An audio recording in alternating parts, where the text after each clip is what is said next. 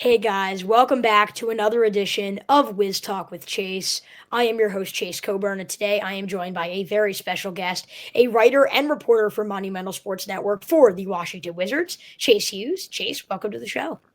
Thanks for having me. Wiz Talk with Chase. It's only appropriate I go on this show as my name is also Chase, of course. Yeah, of course, it is only appropriate, and it's appropriate to have you on because you do so many great things with the Washington Wizards as a reporter. You Appreciate also that. host a show for Monumental Sports Network, Chasing Stats, and we're going to get into that and the great things you do there. Obviously, all the work you have at Monumental Sports Network. We talked about this a little bit before the recording. I want you to kind of jump into it more. When did you realize this was even a career path you wanted to get into? Because in the sports media world, it's not an easy space to get into, and you have a huge role in it. So, explain when you kind of the realization when you knew you kind of wanted to get into this space and what has been your career path since to get to the point where you're at now as one of the top reporters for a professional basketball team.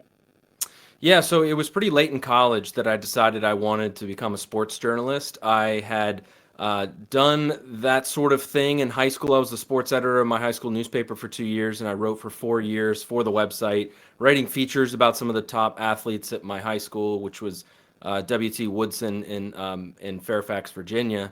And I did that in high school, and I decided going to college that I didn't want to actually be a sports journalist. I wanted to go to law school, so I studied political science. And then while doing that, I realized that I actually did not want to do that. And I tell people, that it is valuable to try something because you find out whether you like it, and sometimes you find out that you don't like it. So it was late in my college my 4 year time at college that I decided I wanted to try to get into sports. And so I spoke with a professor, and they were like, "Look, man, you're about to graduate at a terrible time in terms of the economy." It was 2009, right after the financial crisis, and they were like, "You have no experience. You don't have an internship or anything." So I just sort of make my own experience. And one thing I did is I got an internship with a minor league soccer team in Charleston, South Carolina, which is where I went to college at the College of Charleston. And I started a blog about the Wizards.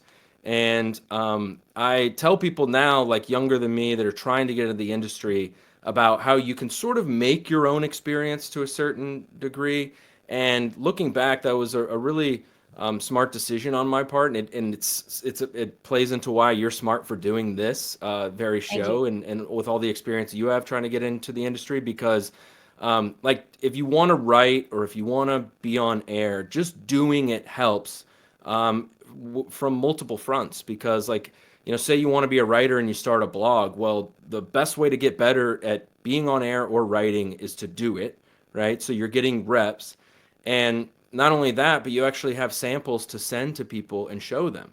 So, if you're trying to be a radio host, then if you start a podcast, even if you don't put the podcast out there and make it public, there's still value in going through the exercise of recording and hosting and editing a podcast, and then you have something to send to people. Same thing applies to if you want to be on air and you start, doing social media videos or a YouTube show or anything like that. It all Chase, I want to cut helps. you off there too because my parents, I've kind of always loved sports for a while, and my parents didn't exactly want me like publishing my stuff, at like 8 years old or whatever. But it was then I still have recordings of like 88 episodes. I went like every single day talking about the Wizards during that bubble season with Russell Westbrook or whatever, right before I actually started my podcast. And you're right, even though it wasn't published, and frankly, looking back at the quality, I don't think they'll ever be shown. I'll just kind of have them saved in my back pocket. But it's just like the experience of hosting your own show, even if it's not published, and just going through that experience, I think it did help me a lot as I did start to kind of make my own experiences here. Once I again did go public in a sense. Yeah, so just by doing it, it helps. And in my case, I was able to send links to, the prospective employers. And in this case, I got lucky because I was able to get the email address of the guy who was in charge of the digital media department at then Comcast Sportsnet. And I sent just a complete shot in the dark email saying, "Hey, look, I saw you guys redid your website. Are you by chance looking for interns?" I had an internship at a minor league soccer team in South Carolina where all I did was sell tickets. It's not like I was doing something that applied to sports Right. journalism.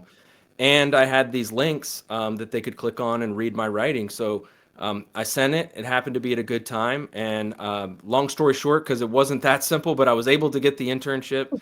And I've technically been at the same place ever since. So I also tell young people, I've spoken to some college and high school classes, just like the power of a random email or letter. Just don't sleep on that. I know so many people who have gotten into the industry without any connections because they, cast a wide net. They sent a lot of emails. They found the right person at the right time. They approached them the right way, and that's how they got into the industry. And there's people who have done that who are far more successful than I am. And just so many people I've heard have a similar backstory. A lot of times luck just happens to be opportunities as well. Like you have to be prepared for when that luck is going to come, but you kind of not caught a break, but you were ready. You had a sample ready, and then you were able to get that internship. And you kind of mentioned being at the same place. Obviously, rebranding. You go from NBC Sports Washington to Monumental Sports Network, but in that time, you have been covering the Wizards, and you've been covering DC sports for such a long time. You've been covering the Wizards for a good portion of the last decade. And I got to ask you, because you obviously look at the John Wall, Bradley Beal era, it kind of then turned out to be this like stretched out Beal tenure where you're putting these secondary stars next to him, Spencer Dinwiddie, Kyle Kuzma, obviously Russell Westbrook, the big one during that bubble season I was talking about. I'm like, Washington found success, but it never felt like they were reaching the championship level, or they never even reached a conference finals. And it just didn't seem to be working with Beal and or Wall as the number one.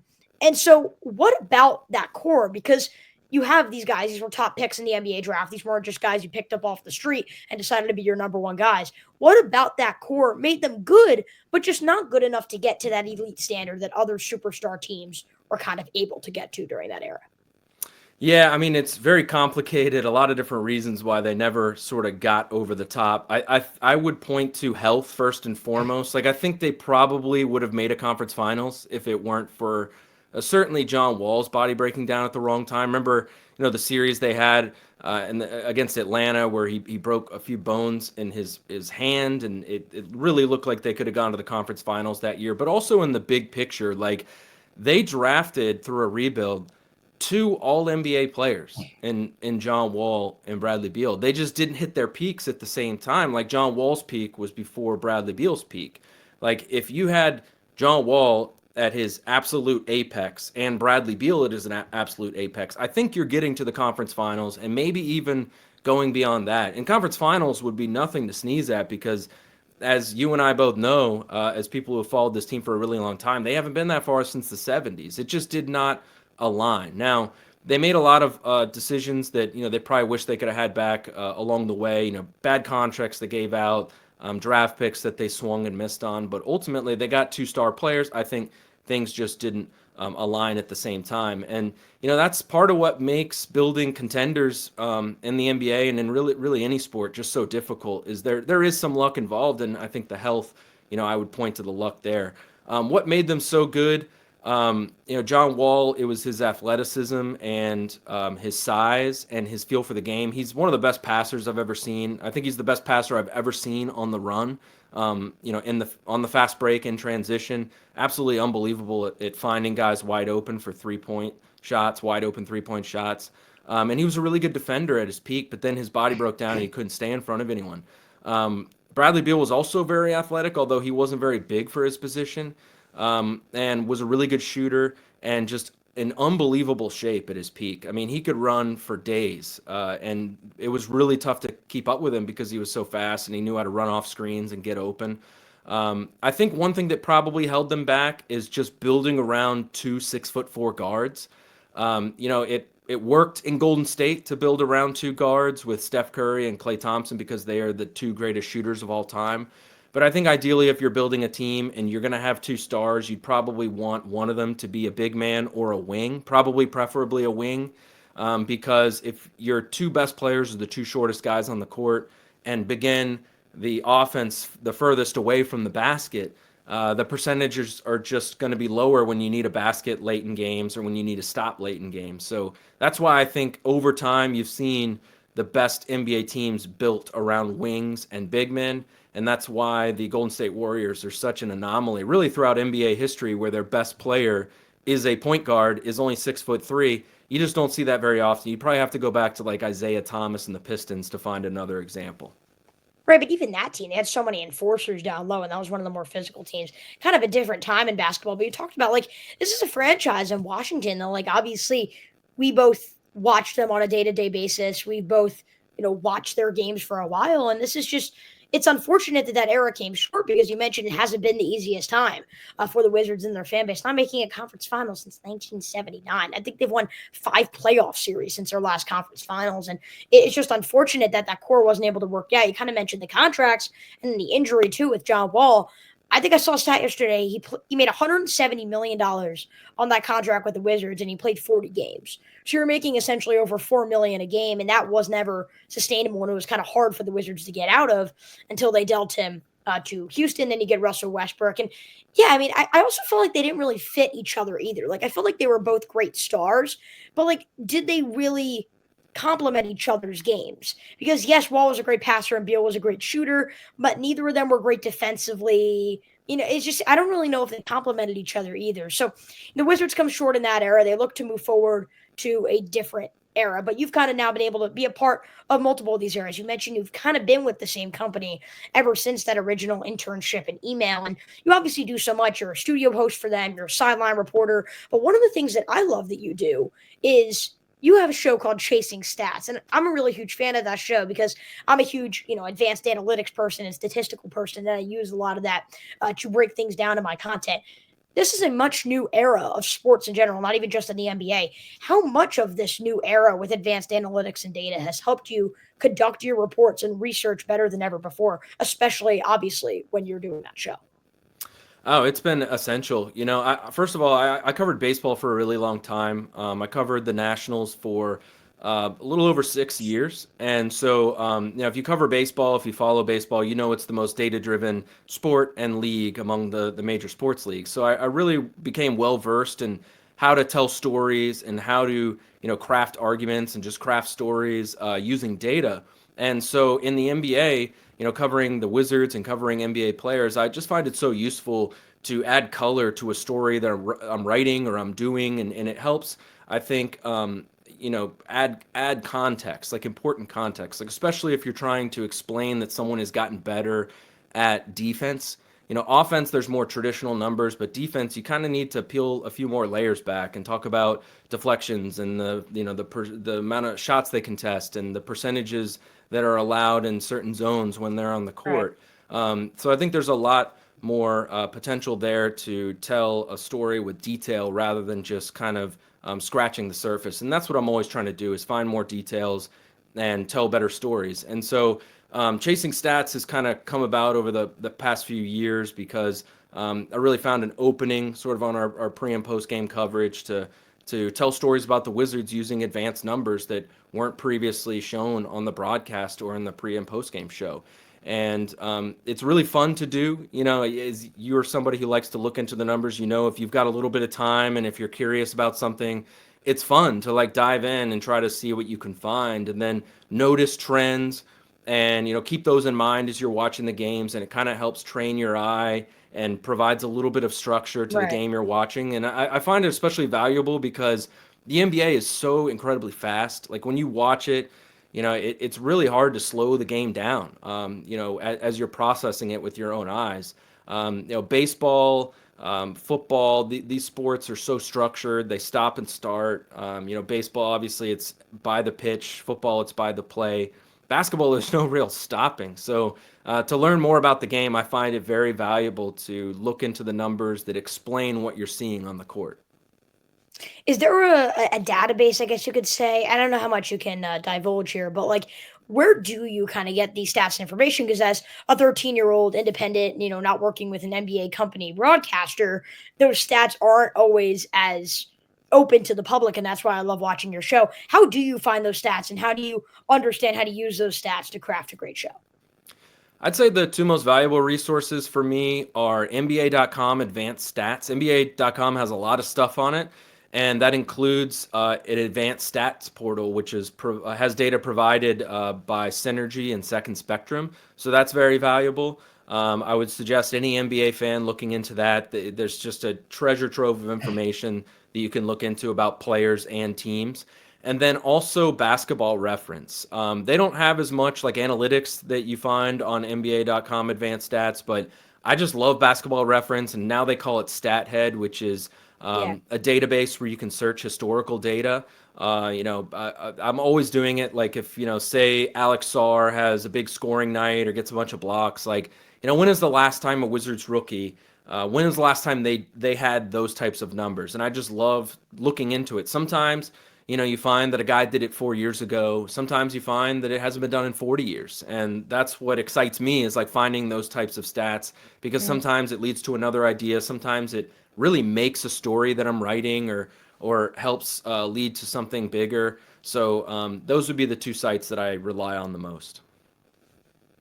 Awesome. And it's great to know because there are so many great statistics out there. But I think, again, what you do so well is learning how to use them and then making sure they're understandable to the public because not every viewer you have is going to be your diehard, basketball person like I would be viewing your content. So obviously you do a great job at that, making your fans understand what those stats mean in relation to most likely their favorite team in the Washington Wizards. We talked about the John Wall, Bradley Beal era. It's transitioned to this new era. You trade Beal, you trade Porzingis, Dinwiddie for Porzingis, and you trade Porzingis. You got to blow everything up and you say, let's start something new. And what's the new era, I guess you could say, doesn't even include the Denny Avdias of the world, or I don't even believe Corey Kisper, depending on how long he's here. I mean, to me, I think it's Alex Sarr, Bob Carrington, Keyshawn George, and then from their past draft class, Bilal Coulibaly, who was their top pick in 2023. To me, it's like those four guys who are really those core key pieces that will be leading this franchise. They've all shown immense potential. We know what they could do. They've all shown they could be great players on both sides of the ball. But I think the main question that Wizards fans have had, and this is something I've talked about a lot on my show, is that good enough for it, or any of those guys good enough to be the number one star on a championship team? Because eventually the Wizards don't want to have a situation where they have a John Wall and Bradley Beal and they're trying to figure out who's the number one and then how do we build around them. They want to find kind of that clear number one piece if they want to contend. Do you believe any of those guys? Obviously, I'm sure they have the potential, but do you believe any of those guys will turn out to be those number one players, or should they look to maybe this future draft class, assuming they get a top draft pick, and say maybe go after a Cooper Flag or Ace Bailey to be that type player? Yeah, I mean, it's just so early with them. I could see Bilal Coulibaly reaching that point or being, one of the top two players on a really good team.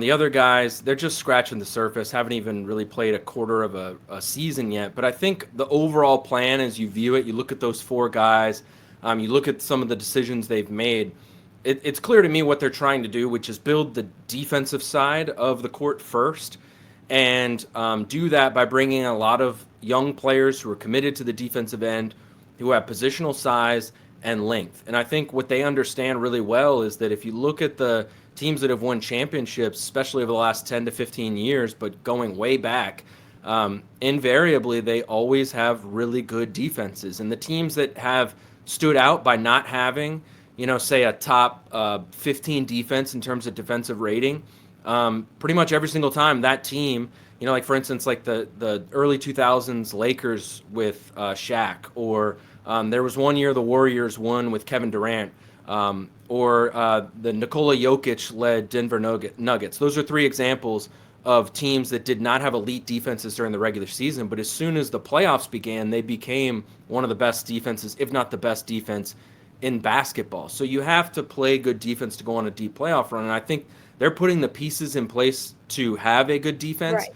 And I think they also understand that if you can build a good defense with a lot of depth in terms of good defenders, then you can create a high floor for your team and be a more consistently competitive team. And so I think if I were to point to like a example of what it could look like, I'd probably point to the Cleveland Cavaliers or the Orlando Magic, two teams that prioritize defense and size in building their teams up. And obviously, the Orlando Magic were able to also address their offense with Paolo Banchero, but up until very recently, they were a very, very much a defensive first team. Of course, yeah. Cleveland has been a defense first team, and Cleveland, what they did is they built their defense, and then they put together some pieces and some draft picks, and they went out and got their number one scoring option in Donovan Mitchell. So I think the Wizards understand that if they can build their defense, they're going to increase their odds greatly to have a good team. And if they have to then add pieces to fill in their weaknesses, they can do that.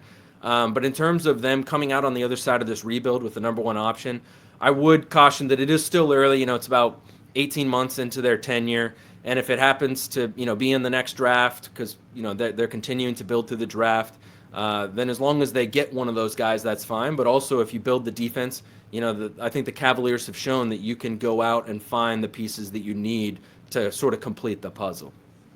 You mentioned Bilal possibly being the number one piece. I think he's my favorite player to watch on the squad. He's kind of been going through a cold stretch, as is the entire team during the month of November, and we'll get to that in just a minute. But what I love about Bilal is he's 6'7", so he's a guard, and I think he does a great job at handling the ball, but also possesses size. That's what makes him great defensively. He can guard most positions. He can get steals, but mainly what I love about him, he never really needs help defensively. He can pick up a guy one-on-one, and again at most sizes, and he's shown the shooting potential.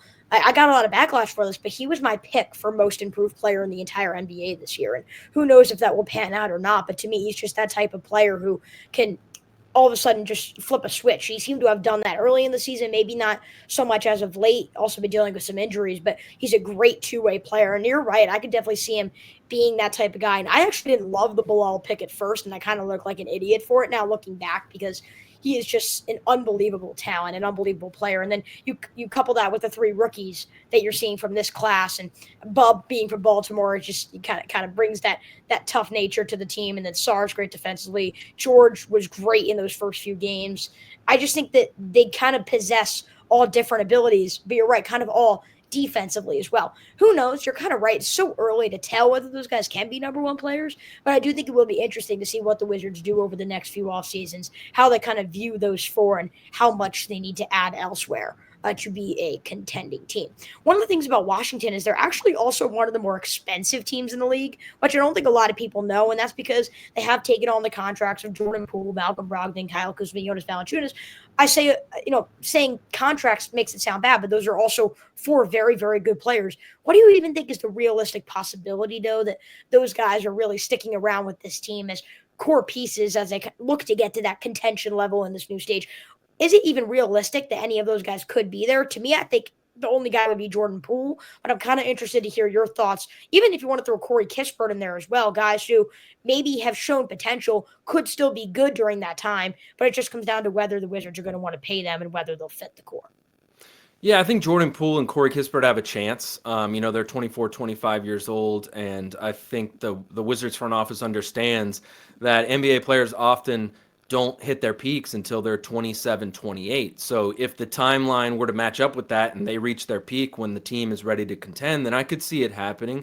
It's just a little hard to predict those things sometimes. And even in the short term, I get questions all the time on the radio like, is Kyle Kuzma going to be traded at the deadline, or, free agency's coming up, trades are going to happen. Is Jordan Poole still going to be around? And, oftentimes the guys that people thought were going to be traded ended up sticking around. Tyus Jones, I think most fans thought at the beginning of last year that he was going to be traded at the deadline. He ended up sticking around and then, of course, leaving in free agency. And Kyle Kuzma, a lot of people thought he would be traded. He's still here. So a lot of things, sort of have to align. The player has to, up their value in a lot of cases. They've got to stay healthy, and the right team's got to be out there that wants to pay a price that the Wizards are willing to accept. So I think for now, all those guys have a place in what they're doing right now, but certainly with the spot that they're at in their rebuild, it sort of goes by these certain mile markers in terms of building the roster. Certainly the trade deadline is one, and then free agency after that, and we'll have to see. I think it kind of goes from one of those points in time to the other in terms of what the Wizards are going to do with their roster. Sports, especially when it comes to roster movement, I feel is so unpredictable. You're right. Everyone thought Kyle Kuzma was gone. Everyone thought that Tyus Jones was gone. I don't think anyone had Jonas Valanciunas, if you're a Wizards fan, on their radar to possibly get signed. This is a guy who LeBron James was hoping could come to Los Angeles and be like one of their top players and one of their key components on both sides of the ball. And all of a sudden he joins the Wizards on a 3-year deal. It kind of comes as a shock. And then a lot of people thought for sure Denny Avdija was going to be a key part and be, one of those maybe core 5 players, I guess would have been 4. obviously the obvious being traded changed things with the young core, but a lot of people thought he would be one of those guys who could be a staple in the organization, one of the guys who was going to be one of the top players once the Wizards reach that contending level, and he gets traded on draft day. So it's like sports is so unpredictable, and I will be interested to see how the Wizards front office manages things. Do you like the way the front office has gone so far? I guess just the franchise as a whole. I think that Ted Leonsis has tried to take a lot of ownership, both with the Capitals and with the Wizards.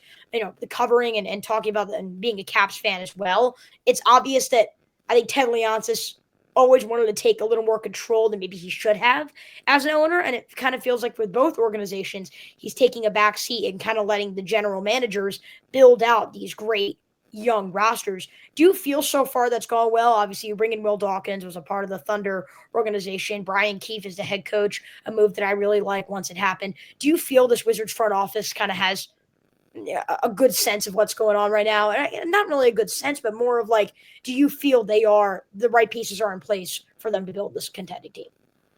I do. I think the decision to rebuild was, somewhat a matter of circumstance, right? They came in and they saw that there were these big contracts. They saw some of their picks were owed to other teams, including the first round pick that still hasn't conveyed that is tied up in protections is related to the John Wall, Russell Westbrook deal. And so they made the decision to rebuild.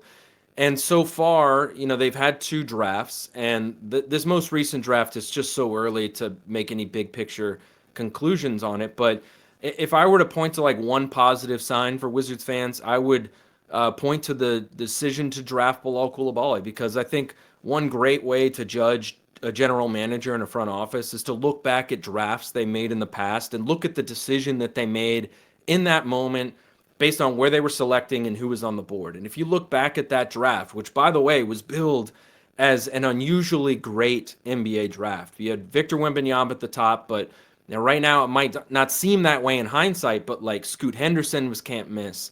Brandon Miller was a great offensive prospect. Then you had the Thompson twins, who I think if they were in the draft last year, would have been in the conversation for the number 1 pick because they're so athletic and so gifted. And Bilal Coulibaly, they moved up and picked 7th. Now, if you look at who was on the board when they drafted 7th, I think you'd still go with Bilal Coulibaly if you were making that decision over again. And in fact, if you were to reshuffle that draft and redraft that year, I don't think Coulibaly would be there at 7. I think he'd probably be a top 4 pick. I mean, Wembanyama's still Wembanyama, and Brandon Miller is off to a great start. But after that, it's kind of debatable. So that's like the first real important decision that they made that we can continue to judge in hindsight. And I think it's looking better and better as time goes on. And so you have to look at that and, I think be optimistic about the future, because if you can stack a bunch of those right decisions in the draft, that's when you wake up one day and all of a sudden you're looking like a budding contender. Right, I talked about Will Dawkins being a part of the Thunder organization with Sam Presti during those rebuilding years. Look at where they're at now, and it came with being able to compile all these draft picks. And yes, the Wizards did not have a prime Russell Westbrook and an MVP Paul George and all of those guys to end up getting draft capital, that mud draft capital. I mean, the Thunder will have picks, and I think until the end of time with those trades, it seems like. But the Wizards didn't have They're that. They're going to be drafting kids your age. Right, I know, it's crazy, and it is nuts, but that is the guy who's running the ship here in Washington, and I think that makes someone who would be covering the Wizards or a Wizards fan very comfortable, because that is a player who can make an immense impact in Bilal Coulibaly, and that was definitely the moment Wizards fans realized this was a new era and that we're going to rebuild. The crazy part is, you mentioned maybe Bilal not being there at 7 if you redrafted. I think the crazy thing is, to me and to a lot of other Wizards reporters and fans, people were like, wait, Bilal? Like, he wasn't on my board to be drafted this high. And it's like, what a shocking move. And it ended up turning out, or it looks so far, to end up being a great move for the franchise. But we're talking about this rebuilding process and how great it could be in the long term. In the short term, it's going to take some time to get used to. It seemed like the Wizards, they had a lot of fun, it just felt like, in those first few games. You beat the Atlanta Hawks twice in a row, and it just felt like during those games, like, all right, this team's really playing well, and then it just stopped. And you didn't win a game in the month of November. If you really think about that, not winning a game in an entire month, I mean, the Wizards have solidified themselves as one of the worst teams in the league, which is okay when you have a rebuilding core and you've been drafting for upside, but that's just where they're at right now. And then you look at their next 4 games and you see Cleveland, Dallas, Denver, and Memphis on the schedule, and you think, where is this going to go from here? Probably more of the same. Obviously, we're talking about the rebuild, and it's not going to be a headline story. Wizards don't win a game in a month. But what has been, in your eyes, the key reason for Washington's struggles, and why that may continue over these next few weeks with a very tough schedule? I'd probably point to the defense first. I think they're still 30th in defensive rating, and they started out the season a little bit better than that, and they said all offseason that they want to improve defensively because they feel like that's going to make them more consistently competitive and lead to them, winning at least a few more games. So they're just, I think struggling on the defensive end in part because they're so young, right? They've got a lot of young guys who are just learning how to defend at the NBA level, and I think it's more common to see a guy come in and find success on the offensive end right away than it is on the defensive end because it's really hard to defend in the NBA. The rules are designed, to help the offense. There's so much scoring nowadays, and there's so much spacing on the floor, and there's so many attempts from 3-point range. You have to cover so much ground.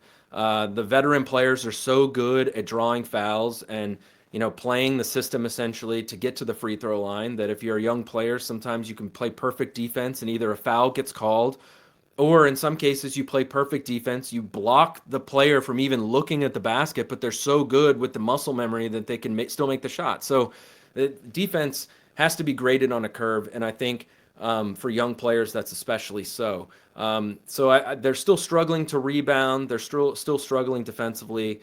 The shooting is a problem for sure. They're one of the lower ranked shooting teams in the league, and I don't know if that's going to be fixed anytime soon. They're taking good shots, I think, overall. Like, their shot selection's fine. I think it's just going to take time for them to develop their young players into outside shooters, and I think the reasoning still makes sense. Like, you pick these young players, and most young players who come into the NBA have to develop their outside shot, but we've seen over the years sometimes the Wizards will draft players who don't have star level athleticism, who need to develop their outside shot.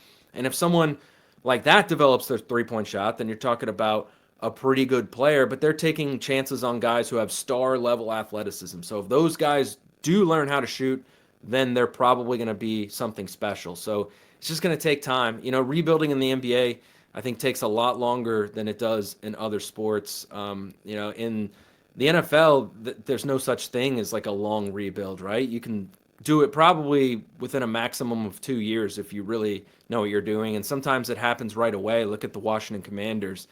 Baseball could take a while, hockey could take a while, but there's just nothing like the NBA where you're drafting these guys. Like in Bub Carrington's case, he was 18 years old when he got drafted. Just because they're in the NBA doesn't mean they're anywhere close to reaching their prime or hitting their peak. And the Wizards are drafting all these young guys understanding that. Both Will Dawkins and Michael Winger have said that when you draft a player, you have to do so understanding they're not going to reach their peak for 10 years. Not until they're 28. So they're really taking the long view here, and they're just starting out. That is kind of crazy to think about because you look at NBA players, guys who go to college now, especially with this new landscape.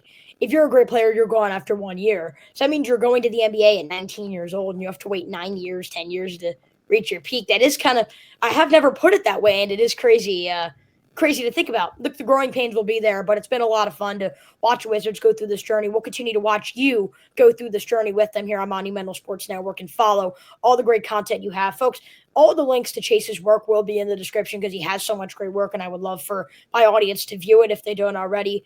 Chase, this has been awesome. It's Wiz Talk with Chase. We had a Chase on. But I got to ask you, you mentioned you get into this late, then you kind of carve your path into this industry, and you've been so successful since. What would be your key piece of advice to maybe someone my age, maybe a little younger or a little older, wanting to get into the sports media realm? What would be your biggest piece of advice to them, and why, to get to the point that you're at now? Well, the first thing I would say is that while I got into it late, in terms of like this making the decision late in college, it really wasn't too late. If like there are people out there who want to change careers, like don't think that, it's too late for you. I think the first thing you got to do is try, like there's a lot of people who have dreams to do things. A lot of people who have dreams to play or to work in sports. Certainly we all had dreams to play professionally. That didn't work out for most of us, but just trying. Yeah, right. Exactly. Just trying, I think, is half the battle sometimes because you kind of got to put yourself out there, right? You got to not be afraid to fail.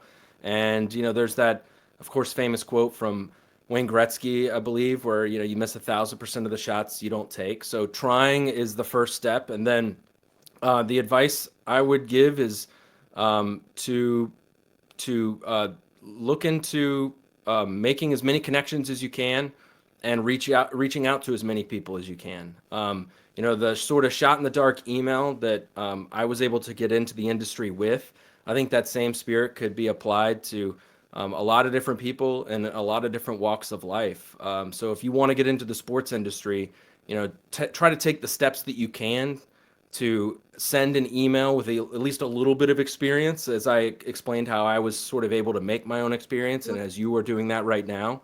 And then I would always advise people to utilize LinkedIn. LinkedIn is a great resource in terms It of is. finding who people are, where they work, the structure of the companies that they work for, and perhaps most importantly, you can get email addresses from LinkedIn. Oftentimes, people publish them there. There's websites where you can take the link of someone's LinkedIn and run it through a system, and it'll give you the email address because you have to sign up for LinkedIn with an email address. And put yourself out there, be patient, and hope for the best. And if you do get a foot in the door, then work hard and be patient. Those are two principles that are going to help you in any walk of life. Yeah, we kind of communicated twice, but one of those times was through LinkedIn, and I know we connected on there. I shot you an email, and now we're here today, where we are here on the day of this recording, December 2nd, talking about Wizards basketball. Chase, a long time comment. I know I've been trying to have you on for a while. I'm glad we're finally able to connect. Thank you so much for coming on today, talking Wizards basketball. We wish you the best of luck on all your future endeavors you have with Monumental and even beyond if it ever gets to that point. And obviously, all the links to your work will be in the description for the audience to check it out. Chase, we appreciate it. Glad we're able to do it. Thanks for having me. I'm glad you were able to come on, folks. We'll wrap this up here alongside one of the biggest writers and reporters for the Washington Wizards and this reporter for Monumental Sports Network in Chase Hughes. I'm your host, Chase Coburn. We will see you next time right here from Wiz Talk with Chase. Take care and go Wizards.